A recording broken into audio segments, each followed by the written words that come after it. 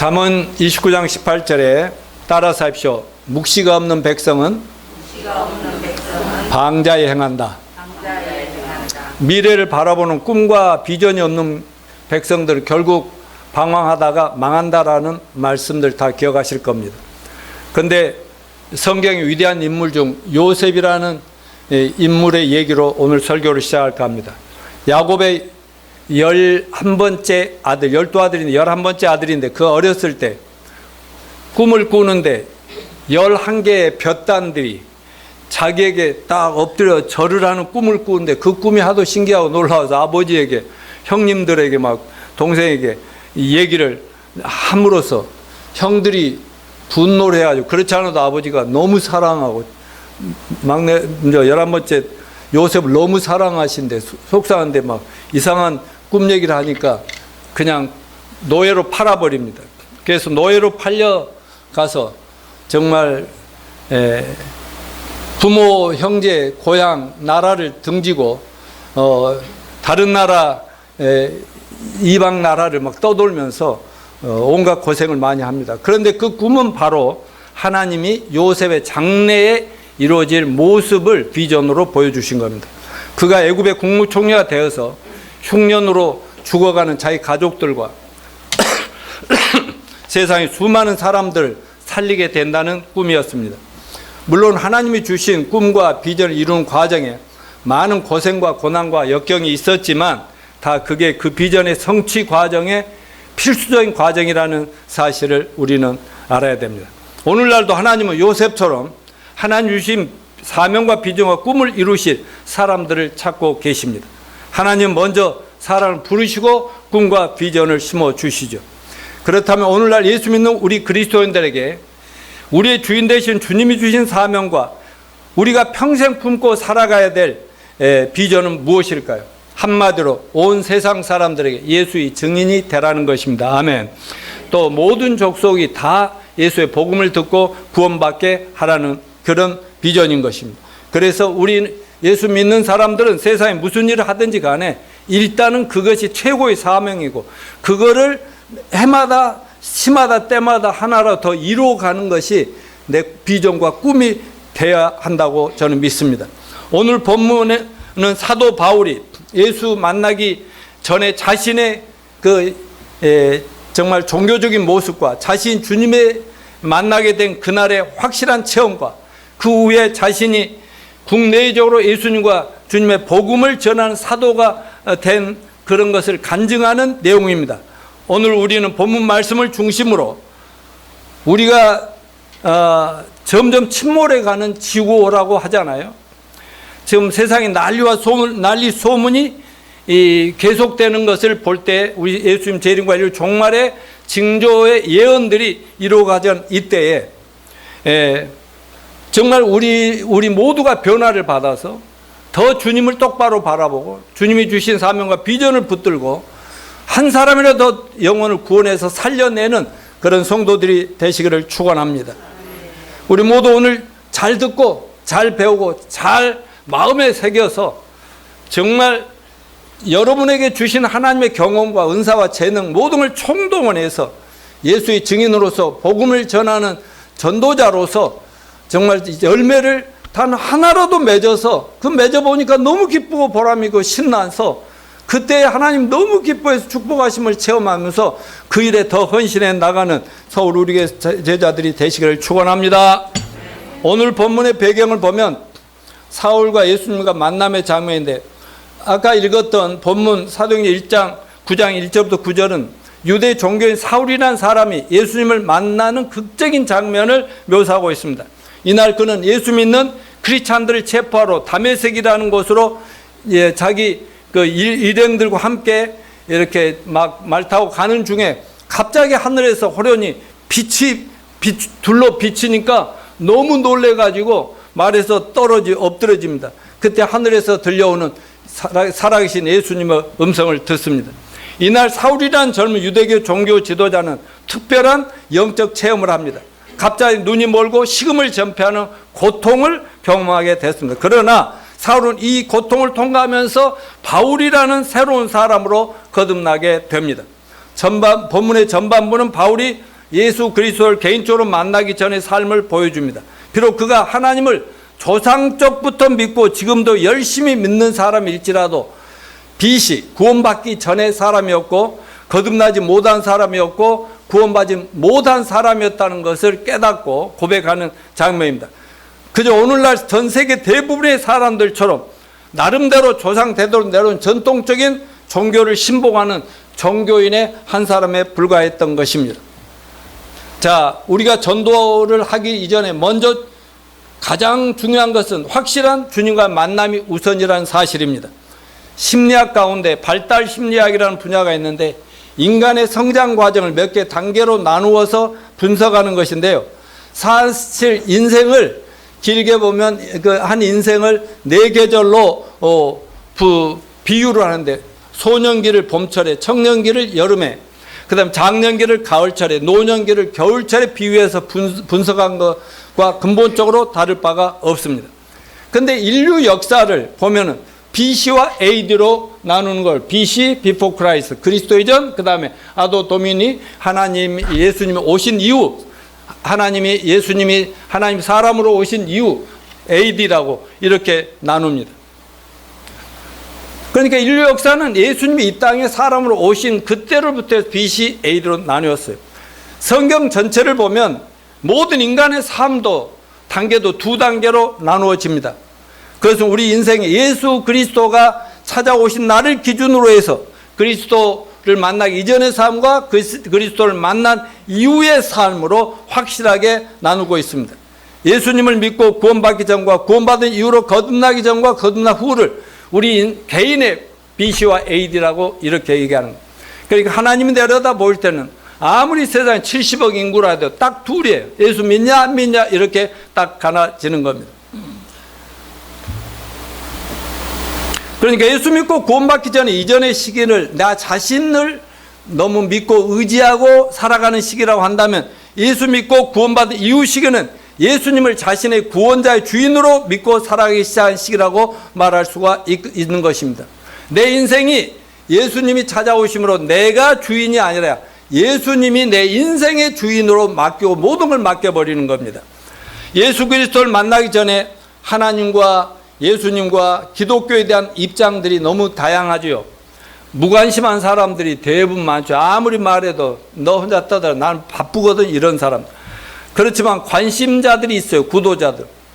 뭔가를 찾고 있는 사람, 이런 사람들 우리가 빨리 구원해야 될 대상이죠. 그런가 하면 하나님과 예수님과 교회와 너무 친밀한 사람들, 이걸 예수 만나 구원받은 그리스도인들의 모임입니다.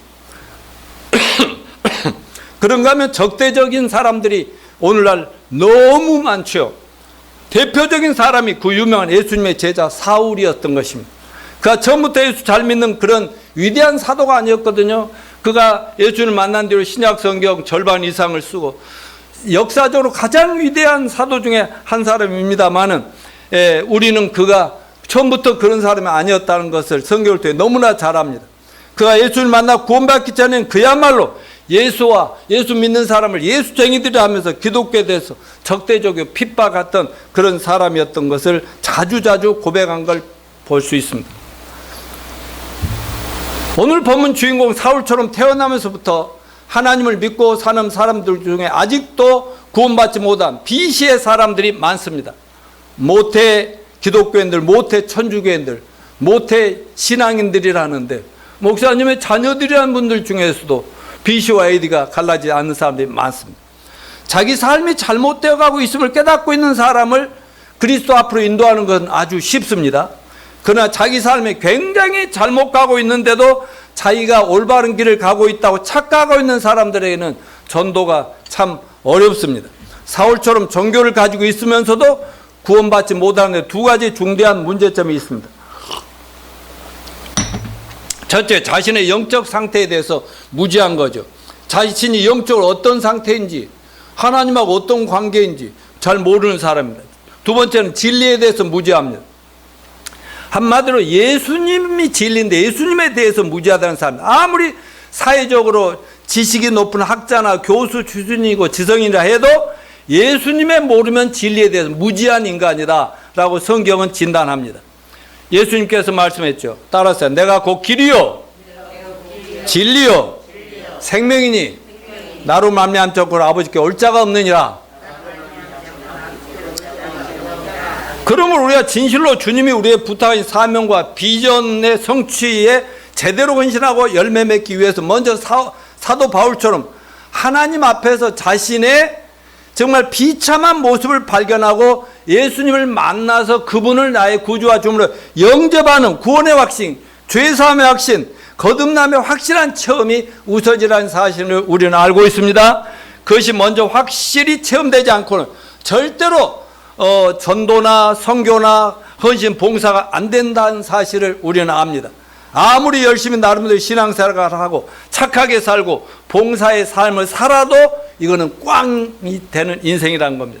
그런 다음에는 누구나 사도 바울처럼 자신을 다른 영혼을 구원하고 하나님이 원하시는 전도와 선교에 평생을 드릴 수 있게 됩니다. 마지막 거듭나야만, 하나님 만나야만 그런 삶이 저절로 나온다는 겁니다. 자신을 정확히 모르면 절대로 구원받을 수 없지요. 하나님을 알 수가 없으니까. 그래서 소크라테스는 뭐라고 했어요? 네 자신을 알아라. 다시 말해 자신을 모르니까 하나님을 찾지도 않고 죽어가면서 죽어가는지도 모르고 참 바보다 이거죠. 수학 선생은 뭐라 해서 네 분수를 알라 그렇게 말하죠. 국어 선생은 네 주제 파악을 좀 하라고. 지리 선생은 뭐라고요? 네 자리를 알라라. 삶의 자리를 모르니까 맨날 방황하고 있지 않냐. 하나님은 뭐라고 그랬어요? 네 죄를 네가 알렸다. 네가 얼마나 형편없는 타락한 죄인인가를 알라는 거예요. 하나님 앞에서 자신이 살아가고 있는 삶의 정체를 정직하고 그리고 투명하고 하게 성찰하지 못했기 때문에 구원받지 못하고 어리석게 사는 것입니다. 이런 착각 속에서 자신만만의 삶을 살고 있던 대표적인 사람이 바로 사도 바울 이전에 사울이었던 사람. 사울이라는 이름이 자기는 큰 자라는 거예요. 나중에 예수님 만나고 바울이라는 작은 자로 이름도 바꿔버려.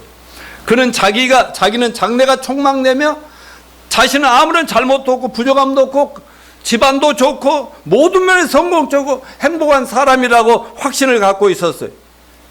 이것은 마치 병원 엑스레이 앞에 서기까지 자신의 온몸에 죄의 암덩어리가 온몸에 퍼져나가서 언제 확 죽어버릴지도 모르는 그런 상태와 똑같은 어리석은 상태라는 걸 알아야 됩니다.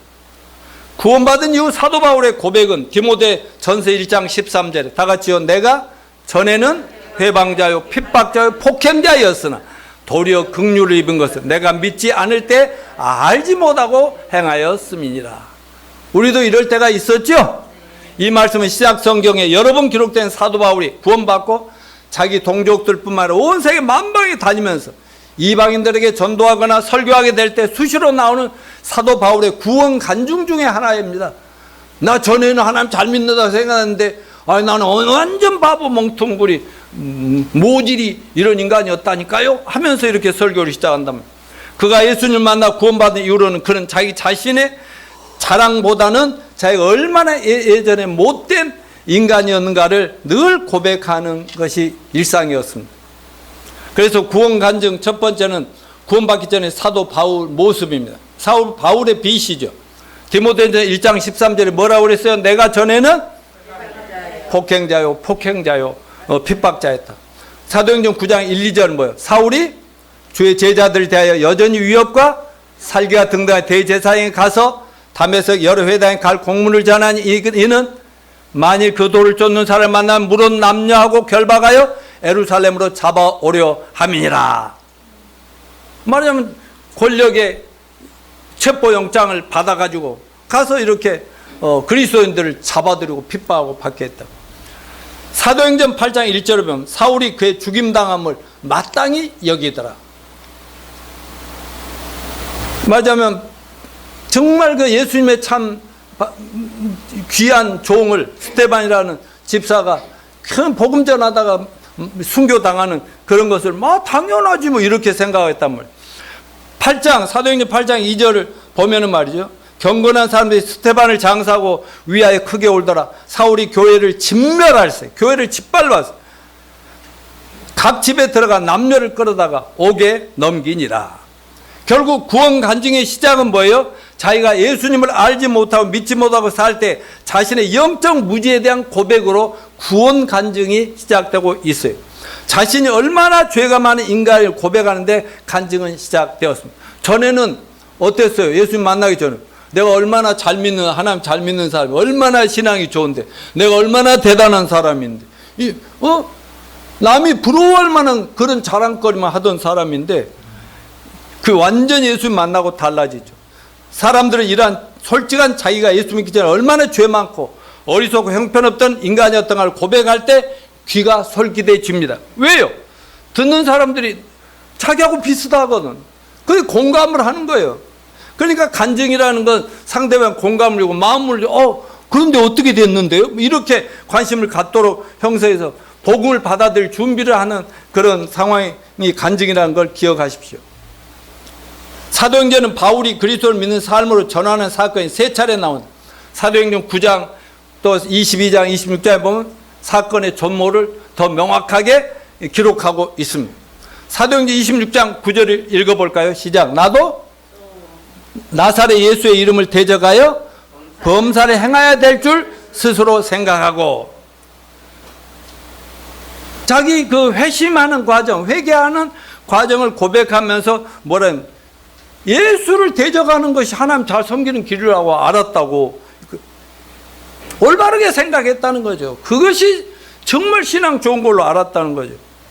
아니, 여호와 하나님을 믿어야지 왜 갑자기 나타난 젊은 목수의 아들 예수를 믿는가라면서 신앙의 이름으로, 여호와 하나님의 이름으로 하나님의 아들을 핍박하는 그런 사람이 사울이었다는 것입니다.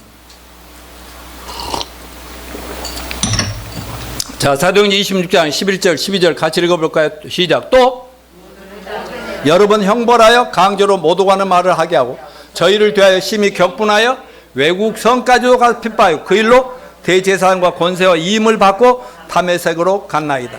그러니까 외국까지 가서 그리스도인들 재판받게 할 정도로 종교적으로 얼마나 열성분자였냐고요. 그는 하나님의 이름으로 하나님의 자녀된 그리스도인들을 핍박하면서도 그것이 뭐 잘못인 줄 몰랐다는 건. 그러나 바울은 자기 나름대로 가지고 있었던 종교적인 확신, 의협심, 정의감이 지극히 상대적이고 주관적일 수 있다는 것을 몰랐던 사람. 자기 생각이에요, 자기 생각. 우리들도 구원받기 전에 사도 바울처럼 나름대로 자신의 인생 경험, 지성, 학식, 철학, 종교적인 신념, 의협심, 휴머니즘, 사회적인 정의감 때문에 하나님의 사랑을 거부하고 본의 아니게 진리를 거부하거나 대적했던 적이 있다는 것을 알아야 됩니다. 그러면 여러분 어떻게 자기를 발견할 수가 있어요? 거울 앞에 서면 자기를 잘 볼 수가 있지 않습니까? 마찬가지로 우리가 하나님의 거룩하신 하나님 앞에 설 때 인간은 진정한 자기 자신의 추악한 모습을 볼 수가 있게 됩니다. 다시 말하면 성경의 모든 말씀은 우리 보이지 못한, 본인도 못 보고 사람 못 보는 깊은 속의 질병을 진단해내는 엑스레이, 현미경 뭐 이런 것과 같은 거라는 것을 우리가 성경에서 말씀하고 있습니다. 그래서 우리가 하나님 앞에 나와서 진리의 말씀을 들을 때, 말씀 앞에 자기를 비출 때 자기의 무지함과 자신의 부정과 부패함, 죄악 등을 발견하고 스스로 회개하게 되는 것입니다. 여러분, 진정한 회개는 회개의 눈물을 수반하기도 하죠. 그래서 요즘은 그런 경우가 덜합니다만 보면은 예배 때 막 찬양하고 결단송 할 때 막 얼마나 많은 사람들이 울며 통곡하면서 주님 앞에 거꾸로 지고 이런 것들을 우리가 봤습니다. 그러니까 정말 회개할 때 눈물이 없으면 구원이 아니다 그런 말은 아니고, 사람에 따라서는 이런저런, 어떤 사람은 막막하게 그냥 멍하는 사람들도 있고요. 별의별 종류가 다 있다는 것입니다.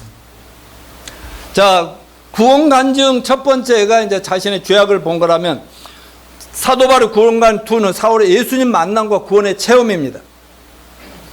자, 오늘 본문 사도행전 9장 10절 19절 같이 읽을까요? 그때 아나니아라는 제자가 있더니 주께서 환상 중에 불러 이르시되 아나니아야 하시거늘 대답하여 주여 내가 여기 있나이다 하니 이 아나니아는 예수님의 또 다른 제자입니다. 다메섹커스에서 복음을 전하고 있는 예수님의 참 또 제자인데 제자를 또 하나 예수님이 찾아와서 그러니까 사울에게 쫙 나타나서 회개시키는 하나님이 또 아나니아에게 찾아왔습니다. 그래서 아나니아가 주여 내가 여기 있나이다니 주께서 이르시되 일어나 직가라는 거리로 가서 유다의 집에 있는 다소 사울이라는 사람을 찾으라. 그가 기도하는 중이니라. 어느 집까지 구체적으로 안내주면서 그곳에 가면 사울이라는 청년이 기도하고 있을 것이다. 자, 12절부터 같이 읽어요. 그가 아나니아는 사람이 들어와 자기의 안수하여 다시 보게 하는 것을 보았느니라 하시건.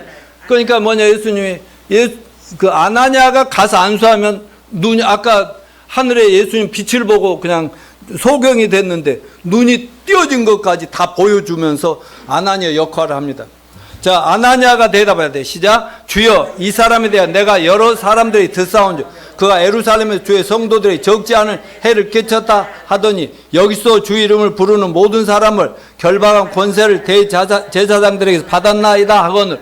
아니 주님 그 인간 아니 얼마나 기독교인들 우리 예수님 제자들 핍박하고 박해하는지 아시잖아요. 여기 와서도요 또 우리 기독교를 박살내려고 왔다고 소문이 퍼졌어요. 그렇게 얘기합니다.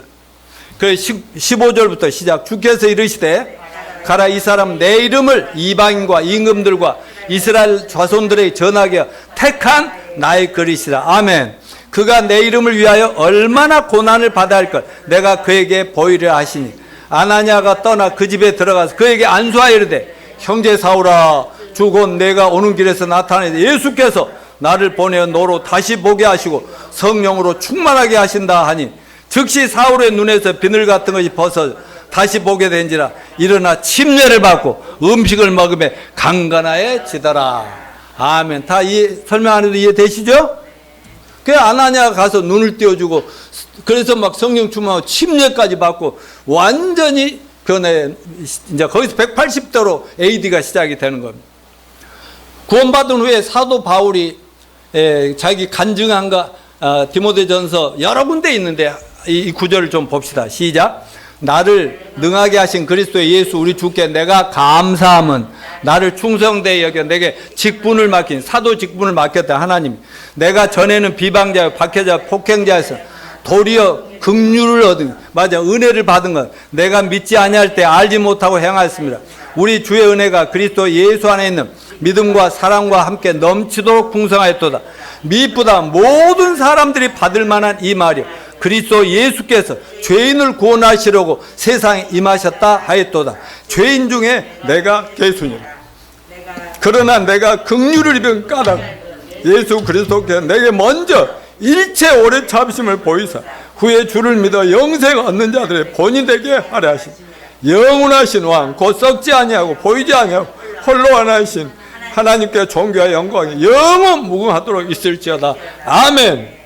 왜 속없이 그냥 눈물이 나지? 사도 바울이 이렇게 변한 거 저와 여러분의 체험 아니겠습니까? 하나님의 그 은혜를 찬양합니다. 자신이 죄인됨을 발견하면 누가 보여요? 구원자가 보입니다.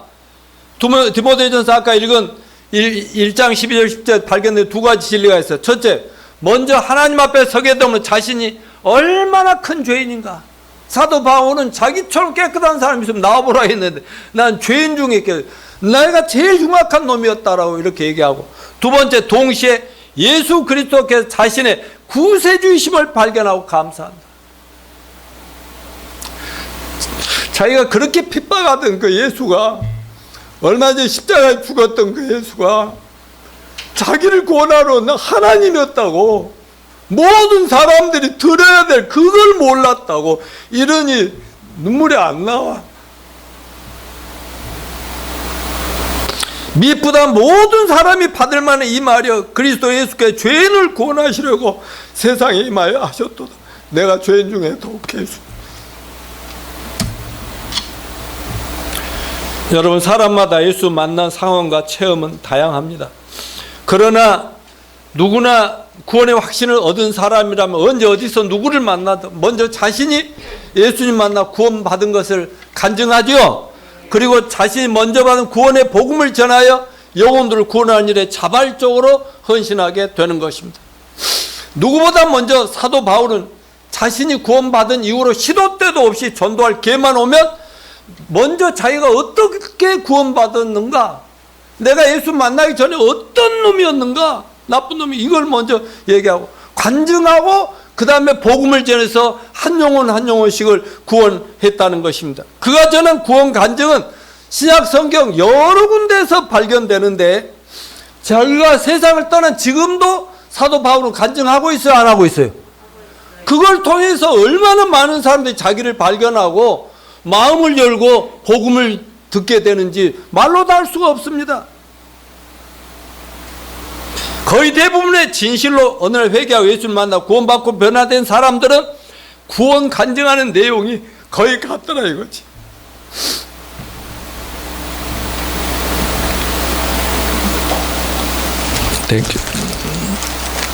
먼저는 먼저는 어떻게 해야 된다고 했어요? 여러분 다 적어야 되고 발표해야 되니까 알아도 돼요. 내가 얼마나 죄인으로서 고민과 불안과 고통이 많았는가. 교회를 다녔냐 안 다녔냐 이 문제하고는 상관없이. 다음에 뭐예요? 내가 예수님을 어떻게 만나고 그분이 어떤 분인 것을 깨닫게 되었노라고. 그리고 세 번째로 내가 구원받고 어떻게 내 인생이, 내 가치관이, 내 소망이, 내 인생의 목표가 변화되었는가를 이런 식으로 순서가 되어 있다는 것을 기억하시고 작성들 잘 하시기 바라요. 자, 구원 간증의 또 마지막은 사도 바울의 구원 후에 180도로 변화된 삶의 모습이 기록되어 있어요. 아까 우리가 읽었던 사도행전 9장 10절부터 19절에서 자신 같은 죄인이 예수님을 만나 변화되어 예수님을 전하는 사도가 어떻게 변화되었는가를 고백했습니다.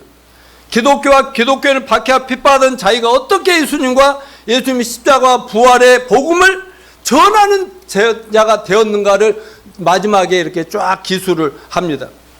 이것이 그의 구원 간증의 사도 바울뿐만 아니라 그 주님을 만나서 진짜로 거듭나고 그 다음에 확 박혀서 복음 전하는 사람들이 옛날에 지금이나 거의 똑같다. 그 중에 첫 번째 스펄전 목사 있는데요. 이분이 이렇게 얘기합니다. 영국의 설교 황제라고 많은 목사님들이 그분을 많이 흠모하죠. 저도 구원받고 막 집사 때 막 어떻게나 설교가 하고 싶은지 막 그 설교할 기회 달라고 눈물로 기도하고 막 그 자리에 앉아서 그랬거든요. 목사 설교하는 거 보면 그때 제가 설교할 기회가 생기면 그분 책을 막 설교도 엄청 기는데 참고하고 그랬었어요. 그분이 이렇게 고백합니다. 제가 간절히 마음의 평안과 안식을 찾아 헤매었으나 찾지 못하다가 마침내 소박하고 많이 배우지도 못한 어느 시골 교회 설교자로부터 안식을 얻었다. 그 시골 교회 그 설교자가 이사야서 45장 22절 말씀으로 설교했다. 그 45장 20절은 뭐냐면 땅 끝에 모든 백성아 나를 앙망하라 그리하면 구원을 얻으리라 나는 하나님이라 다른 이가 없음이라. 이 설교 본문을 가지고 막 설교하는데 이렇게 그분이 설교를 하더라는 거예요. 스펄전이라는 사람이 영적으로 고민하면서 이제 그 예배에 참여했는데 나는 이 언덕에서 나의 영혼을 사망 가운데로 던지는 고뇌 속에 있도다. 예수님 얘기해. 나는 죄인들을 위하여 십자가 위에 달려있다. 나를 앙망하라. 나를 바라보라. 지금이 이 말씀을 하고 계신 분이 바로 예수 그리스도이십니다. 그분을 앙망하는 것 그것만이 당신이 해야 할 전부입니다. 이 목사님 막 예수님 얘기를 하면서 이렇게 전합니다. 어린아이라도 그분을 눈을 들어 올려다 볼 수 있습니다. 거의 백치에 가까운 자라 할지라도 그분을 올려다 볼 수 있습니다. 아무리 연약한 사람도 아무리 가난한 사람도 눈을 들어 그분을 바라볼 수 있습니다. 그리고 그분을 바라보는 자마다 살게 될 것이라는 약속은 반드시 이루어집니다. 아멘입니까? 그 말을 마치고 난 후 잠시 그 설교자가 멈추더니 2층 맨 앞줄에 앉아있는 스펄전을 보며 가리키면서 이렇게 저곳에 앉아있는 저 젊은이는 참으로 비참한 모습을 하고 있습니다. 젊은이, 만일 당신이 예수 그리스도를 바라보지 않는다면 당신을 위한 소망은 어디에도 없습니다. 젊은이여, 지금 이 순간 그분을 앙망하십시오.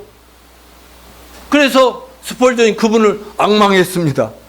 예배 끝 무렵 막 초청 찬송을 부를 때 저는 제 자신도 그들의 뜨거운 찬양에 동참하고 있다는 확신을 갖게 되었습니다. 스펄전의 얘기입니다.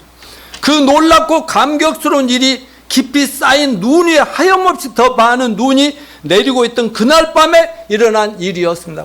그날 막 눈도 많이 오고 밤 예배에 참여했었나 봐요.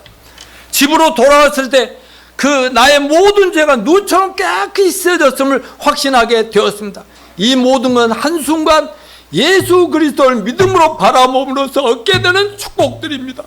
그 후로 그분은 역사상 가장 위대한 영국의 설교 황제라는 분이 되어서 평생을 복음 전하다 천국에 가셨습니다. 할렐루야. 마르틴 루터는 잘 아시죠? 천주교 신부였습니다. 구원받지 못했습니다. 온갖 수양과 고행으로 구원을 이뤄보려고 했는데 갈수록 더 힘들어졌는데 어느 날 신학 성경을 쭉 읽어 나가다가 로마서를 읽는데 구원은 행위가 아니라 믿음으로 된다는 것을 발견한 겁니다.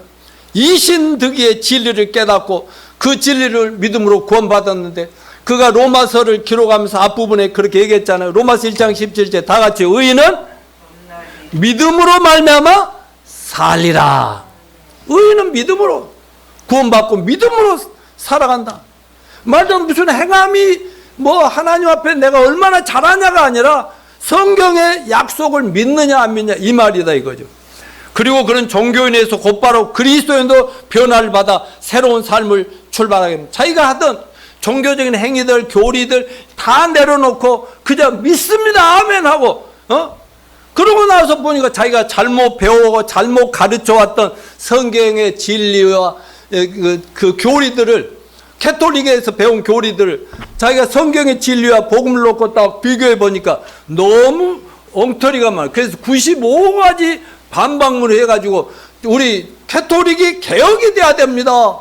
막 이러면서 진짜 복음은 믿음으로 구원입니다. 막 이렇게 외쳤다가 나중에 이단으로 몰려가지고 쫓겨났지만 그분 때문에 얼마나 많은 캐톨릭에 잘못된 종교 행위로 구원받고자 하는 사람이 구원을 받게 되었는지 모릅니다. 그런가 하면 요한 웨슬레가 있습니다. 대서양 바다에서 감리교 그냥 선교사 요한 웨슬레가 타고 있던 배가 풍랑을 만나서 파선 위기에 처하게 됩니다. 이때 요한 웨슬레는 처음으로 죽음을 심각하게 생각했어요. 그는 모태신앙인이고 목사이고 선교사였지만 전에 한 번도 죽음에 대해서 고민해 본 적이 없었어요. 이때 웨슬레는 풍랑을 만나가지고 죽음의 위기에 처하니까 죽은 후에 하나님을 만나줄 생각하니까 자신이 없는 거예요.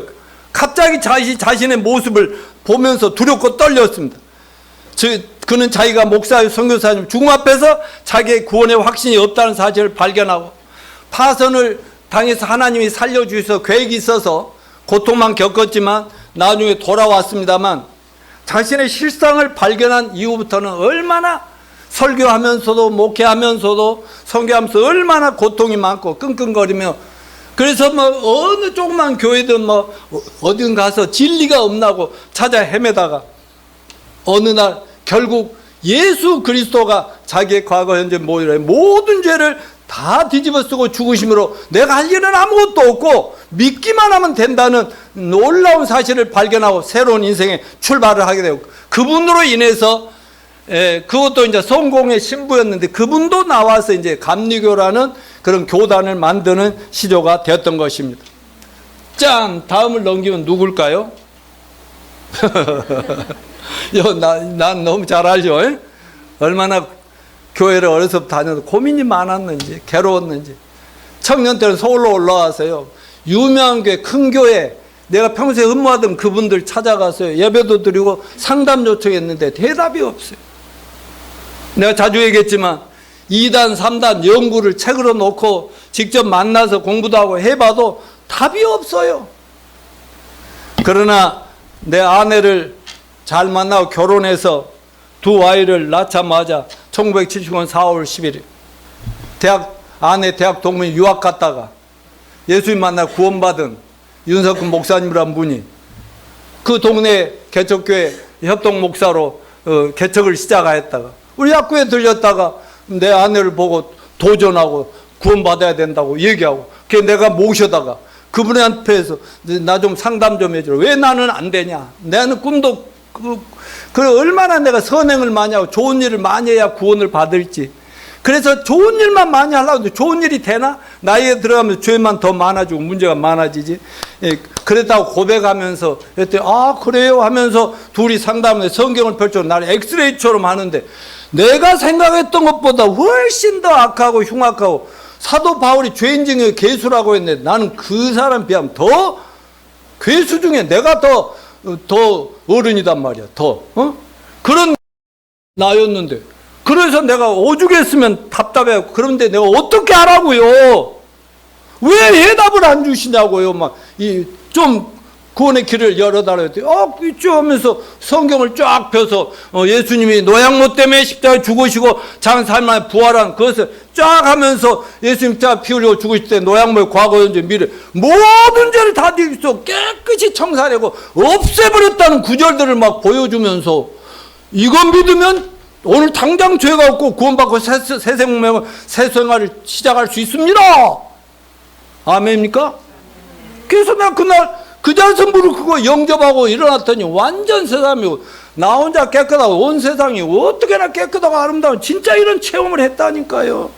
그 이후로 지금까지 제가 복음 전하는데 최선을 다했더니 하나님께서 우리 부부 이혼도 안 하게 해주시고 자식도 3명 잘 낳게 해주시고 자식이 또 자식을 낳게 해주시고 그들의 공부하는 문제나 결혼시키는 문제나 아무것도 걱정 없이 하나님이 다 책임져 주신 거 여러분이 증인이시죠?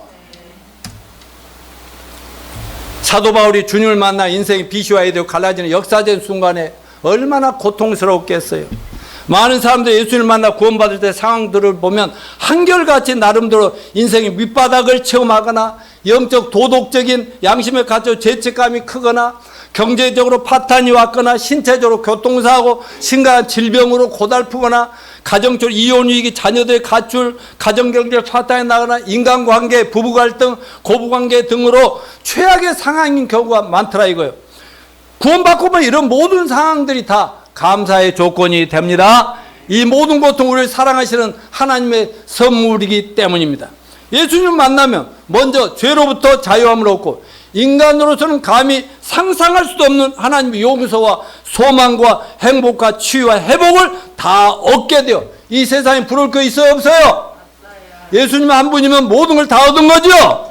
오히려 하나님의 이 놀라운 기쁜 소식과 영생 천국 소망을 누군가에게 전해주지 않고는 견딜 수 없는 사람이 되는 것입니다.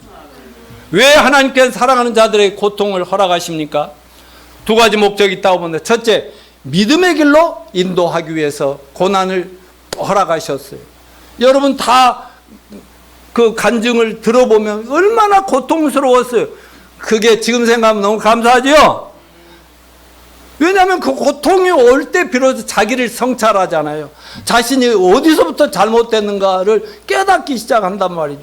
둘째는 사명의 길로 인도하기 위해서입니다. 네가 그런 꿈을 가지고 세상적인 목표를 가지고 사는데 그게 아니야.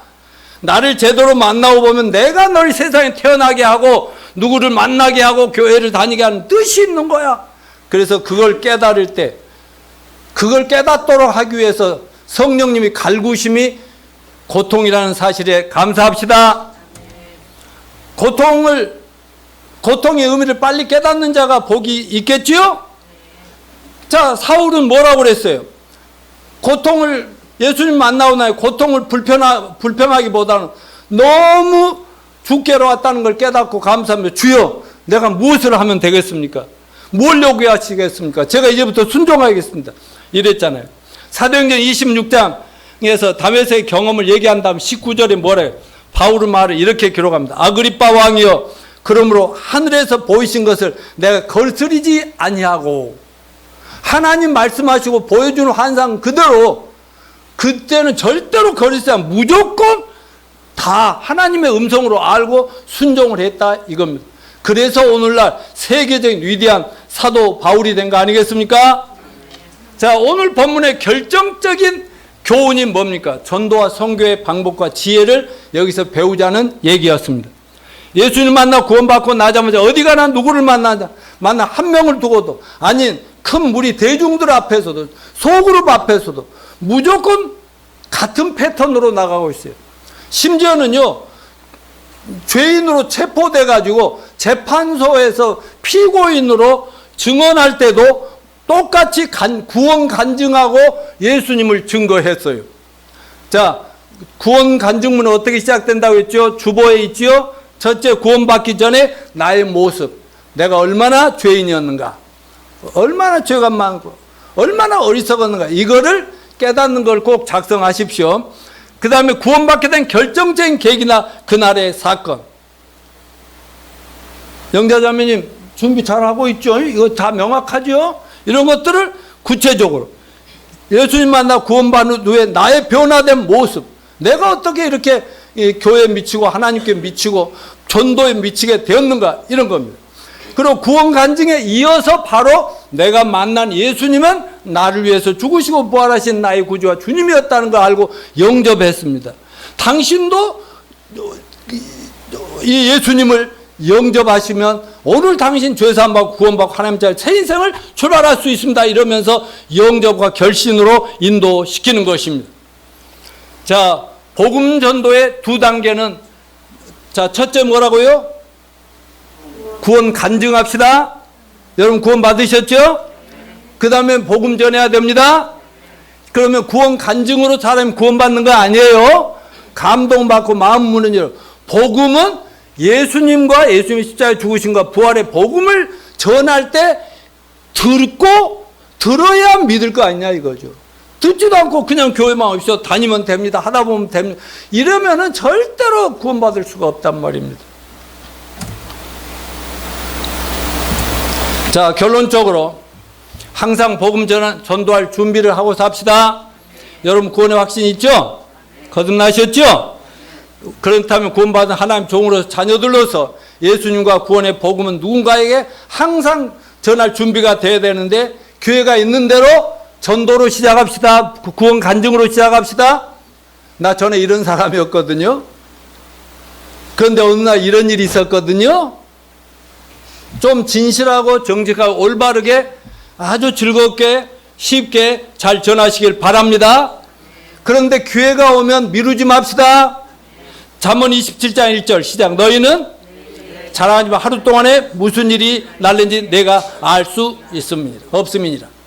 누구도 내일 아픈 장담할 수가 없는 거 아니겠습니까? 자, 마지막 티포트의 원조라고 할 수 있는 인카이 목사님이 원목으로 일했던 병원에서 있었던 일입니다. 병원에서 이제 목사로서 근무하는데 오후 3시 30분쯤 되었는데 어떤 간호사가 목사님 한 부르면서 지금 매우 큰 고통을 당한 젊은이가 한 분 계시는데 그 환자를 좀 돌봐주세요. 그랬어요. 그래서 환자를 그 목사님이 방문했거든요. 근데 30세쯤 된 아주 건강한 사람이었는데 마약 때문에 경찰에 붙잡혀 병원에 보내진 것이었습니다.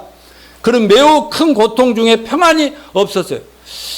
그를 만나면서 인카이 목사님 마음속에 이런 생각이 들었어요. 아, 지금은 지금 고통받고 있는 이 청년에게 복음을 전할 때는 아닌 것 같다. 그 기도나 해주고 가야 되겠다. 그렇게 생각하고 기도를 해줬어요. 그러면서 저하고 얘기를 나누고 싶으면 저는 병원에 어디 있으니까 반드시 간호사에게 말씀해 주세요 하고 돌아왔어요. 기도를 해주고 돌아설 때는 그 사람이 마음에 많은 평안을 얻었습니다. 그래서 그 목사님은 그 젊은이에게 내일 다시 올게요 라고 말했습니다. 오늘은 그도 지쳐있고 힘든 상태인데 기도나 해주고 내일 하면 되겠지 않은, 전도의 전문가랍시고 그렇게 했는데 그 다음날 아침에 7시 30분에 출근해가지고 환자들의 명단 기도하러 방마다 다녀야 되는데 기도하고 30분쯤 후에 지난 후에 조용히 기도한 다음에 그 마약 환자 두 중독자를 보기 위해서 발걸음을 옮겼어요. 그래서 그 방에 갔는데 거기 침대가 탕탕 비어 있는 거예요. 그래 간호사에게 그 마약 중독자 어디 갔어요? 그랬더니 명단을 딱 보더니 그 양반 어젯밤에 돌아가셨습니다. 그러더라는 거예요. 그때 얼마나 충격이 컸겠어요. 나중에 하나님 앞에 가면 뭐라 너 왜 그 사람의 기회를 줬는데 네가 혼자 계산해가지고 말이야 되네 안 되나 해가지고 그랬냐. 그때부터 전문가라는 그 생각을 완전히 내려놓고 기회가 주어지면 간증하고 복음 전해서 예수님을 영접하는 데까지 최선을 다했다는 거 아니겠습니까? 여러분 지금 우리나라는 북한 미사일 발사로 북미와 전 세계가 긴장하고 있고요.